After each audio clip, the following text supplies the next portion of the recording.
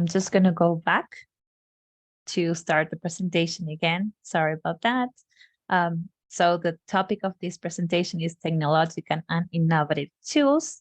The outlines, as I said before, is going to be changes in teaching, these characteristics of today's learning, traditional textbook versus digital, innovative tools to engage, assessment, and how we are going to rethink education. So as we were talking about, there are different changes that have accelerated the use of technology, which is by the pandemic.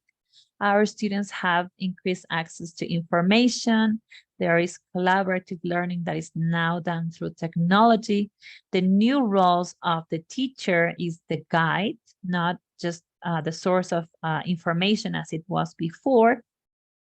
There is more need of personalized learning, which we were discussing before with our previous speakers. And also this, the concept of time management, how we are managing our time in our new classes or with these new demands in teaching and this new reality, right?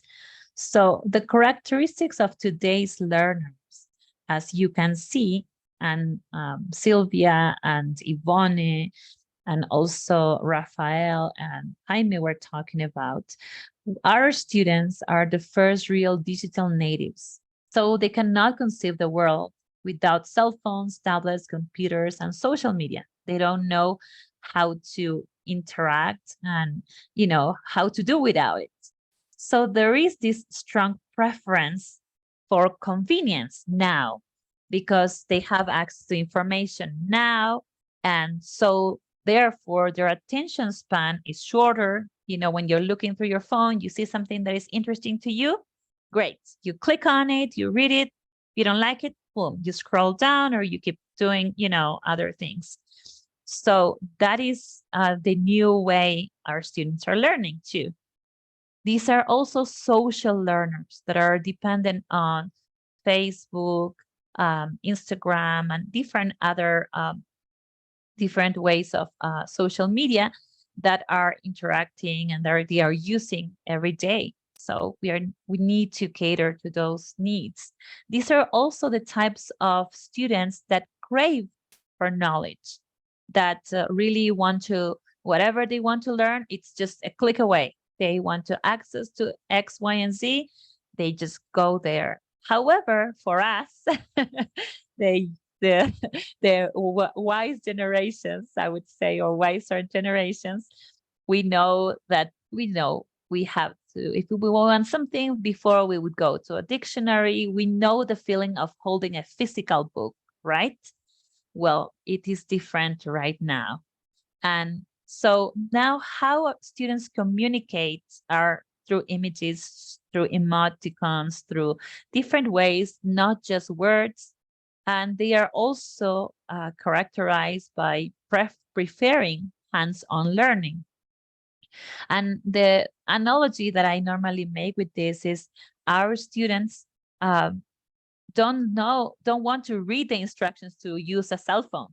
They just open the box, they start using it and figuring out how the cell phone works, right? The same is with like learning a language too. Okay.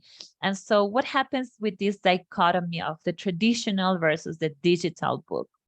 Okay. So what happens with the textbooks that we were used to look at before? Well, the textbooks are okay, but they present some topics that are boring, maybe monotonous. Some of them may not offer a flexibility or may not be adapted to the unique class of our students. Some of them may force teachers to spend a lot of time grading because if it is a paper textbook, you know, we have to get our pen and do all that work, right? However, if you use a digital textbook, it will also allow you to include different types of activities, engage in our students. They also support in-person, hybrid, and online classes and can be differentiated by students.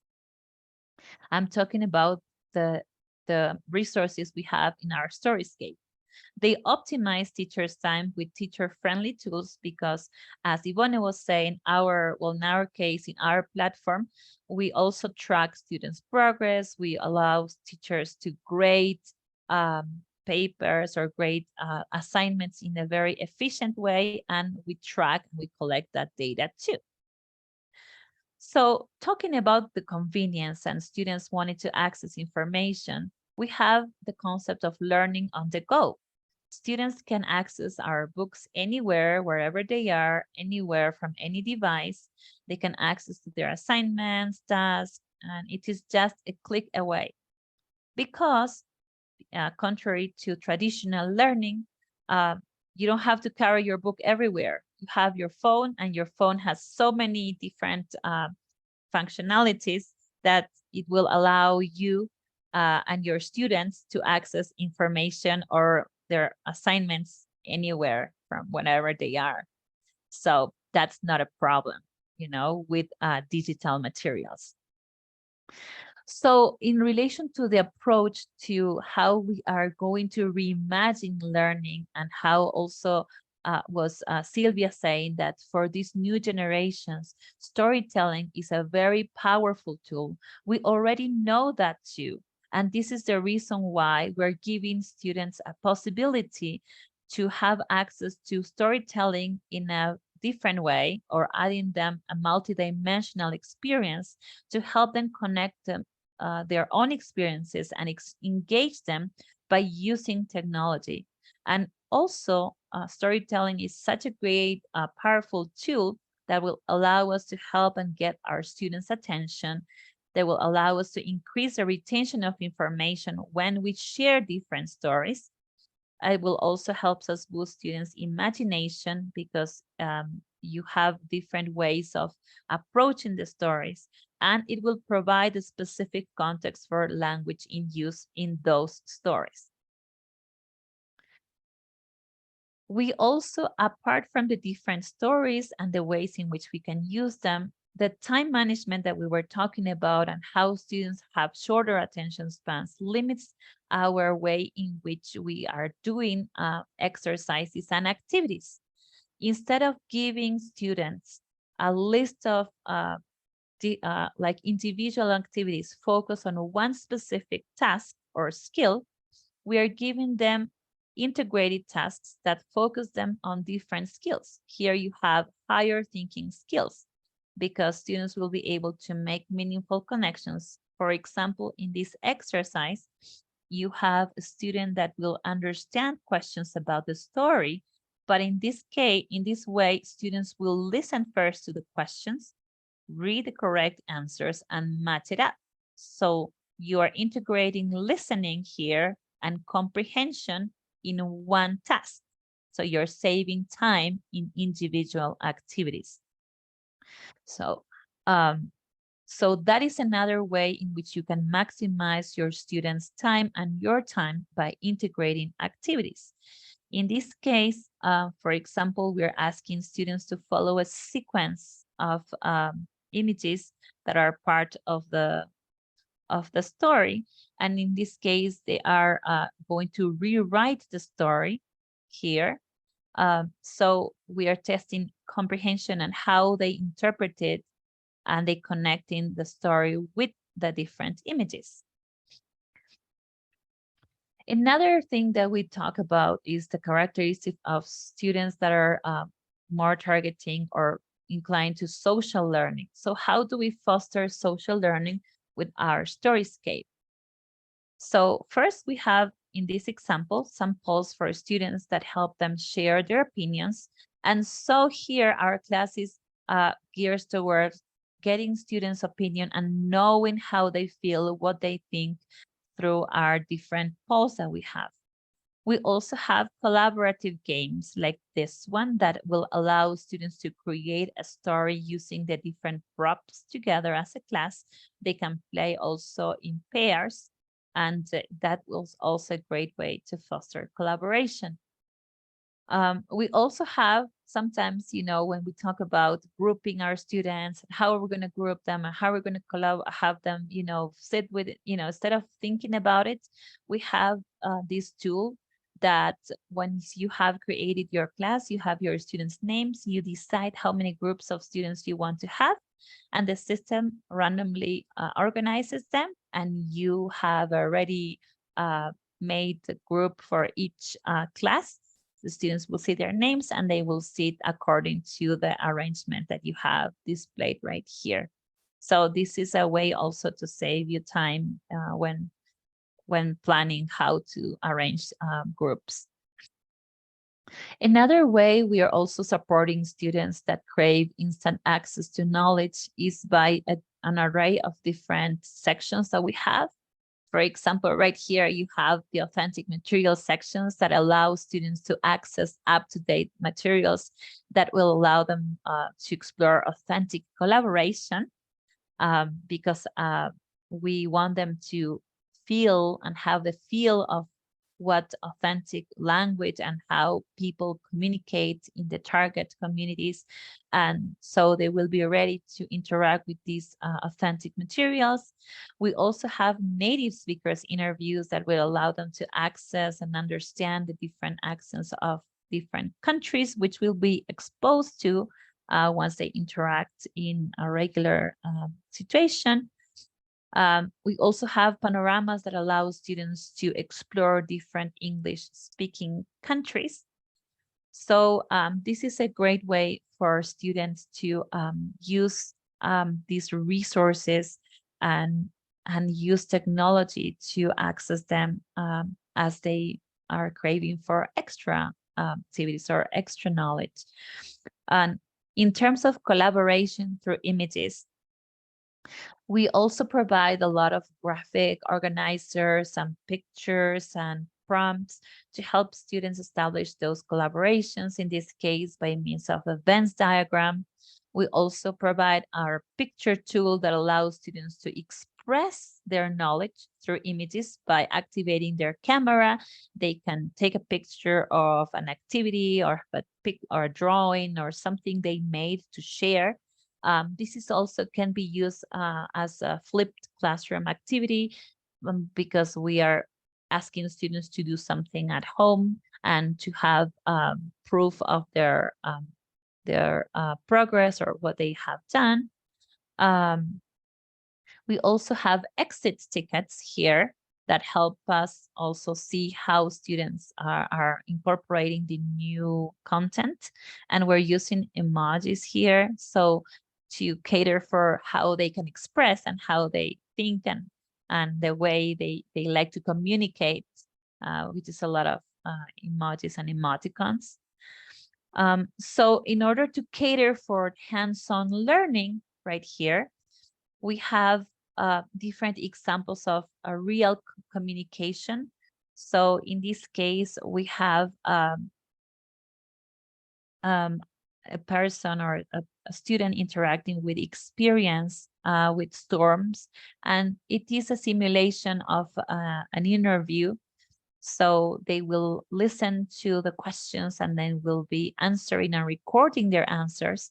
And this is evidence of how they are incorporating the new concepts, how they are communicating, and a simulation of a real communication without having to have the teacher there.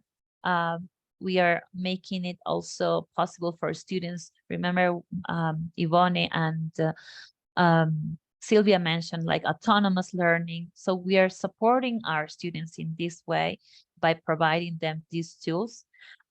We also have cross-curricular projects that are also giving students more opportunities to learn by carrying out different experiments and incorporating cross-curricular content with different types of skills and having them explore them through English and through projects. So this is another way to help them with different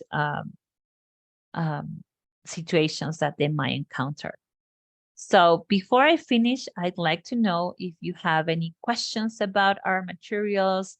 Of course, I try to make this presentation shorter. That way we can, get to our lunch, but at the same time informative. So, as Erin mentioned at the beginning of our event, how important it is for our Storyscape to make to create this space for collaboration, to supporting you guys and educators that want to innovate and incorporate these innovative tools into their classrooms, and how it is something that you can do through incorporating these strategies that all the experts shared through materials, if this is something that would be good for your class, but also not forgetting something that I think everyone said before, which is the importance of having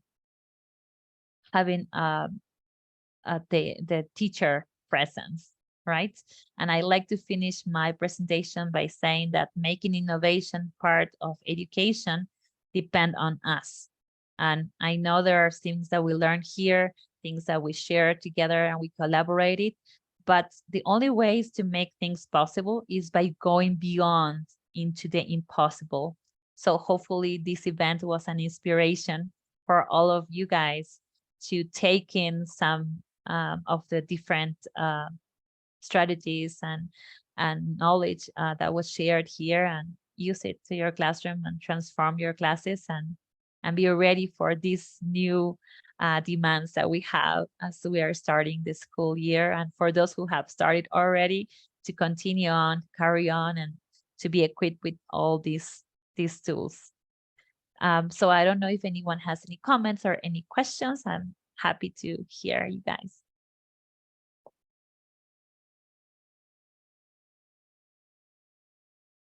Oh, I have a question. Luis, what recommendations would you give to those who have to work in remote areas? In remote areas, when you mean with that, Luis, is like with no access to internet, or with no access, with no technological Yes, access? right. I'm sorry, I'm using the microphone. Yeah, I Okay. was thinking about those people, like, for example, that have to work in the countryside with very poor access or no access at all, especially to the internet. Right. In our case, our materials are fully printable. So we have an offline version, and you can download it or you can print it and share it with your students, and you can work with the same types of technology, let's say, or incentive, and print out these pages that you would be using with your students. That is one option. Another thing is anything that can be recreated, that you can recreate with your students in the countryside. I think they would really value that. But also we have seen, like during the pandemic, that in remote areas, teachers had their students walk a little bit of a distance to get some signal, and they were able to participate and work.